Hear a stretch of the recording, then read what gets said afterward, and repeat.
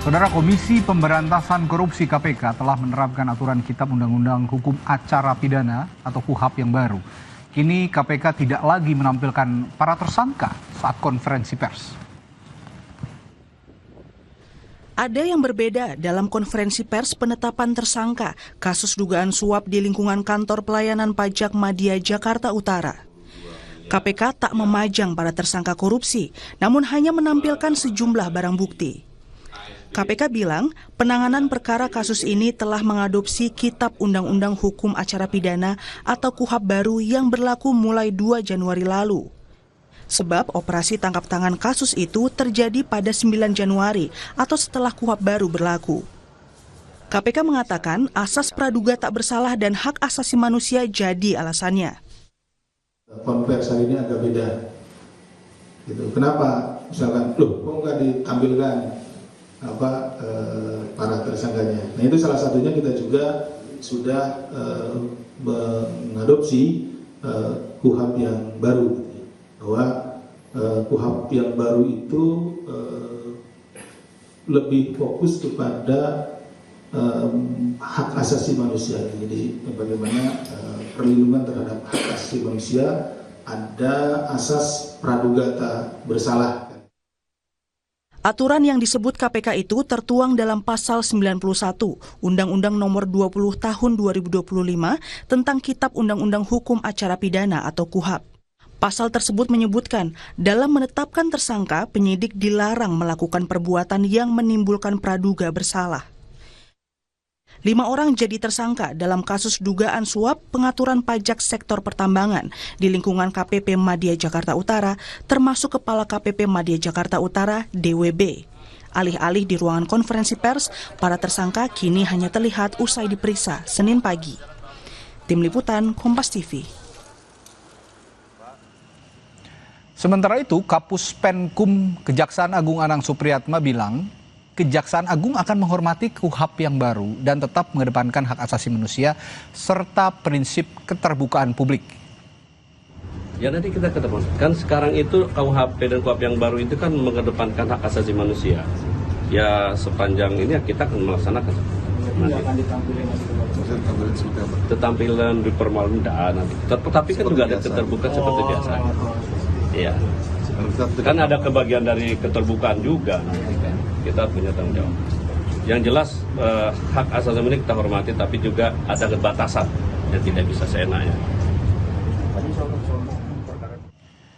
Lalu bagaimana pandangan sejumlah pihak soal pro dan kontra memunculkan tersangka dalam konferensi pers pasca penerapan KUHAP baru? Saat ini kita akan berbincang dengan Hasbialah Ilyas, anggota Komisi 3 DPR RI dari fraksi Partai Kebangkitan Bangsa, serta nanti juga akan bergabung Bivitri Susanti sebagai pakar hukum tata negara yang keduanya tersambung melalui sambungan virtual. Selamat malam, Pak Hasbialah.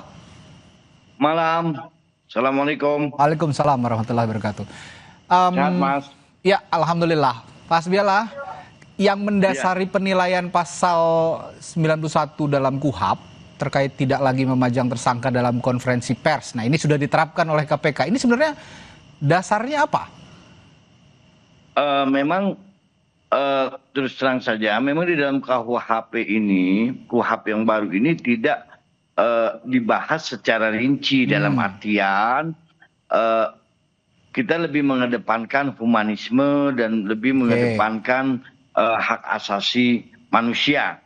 Nah, yang terpenting menurut saya ini pelaksanaan implementasi dari KUHAP yang ada, bagaimana kita bisa korupsi ini, bisa pencegahan korupsi bisa dan bisa kita dijalankan oleh KPK dan aparat hukum yang lain. Oleh karena itu KUHAP hari ini menurut saya sudah sangat bagus. Apa yang diterapkan oleh KPK itu adalah bagian dari penafsiran KPK sendiri. Karena kita di waktu kita membahas dalam KUHAP itu kita tidak membahas secara rinci. Artinya tidak ada letterlock mengatur begitu ya?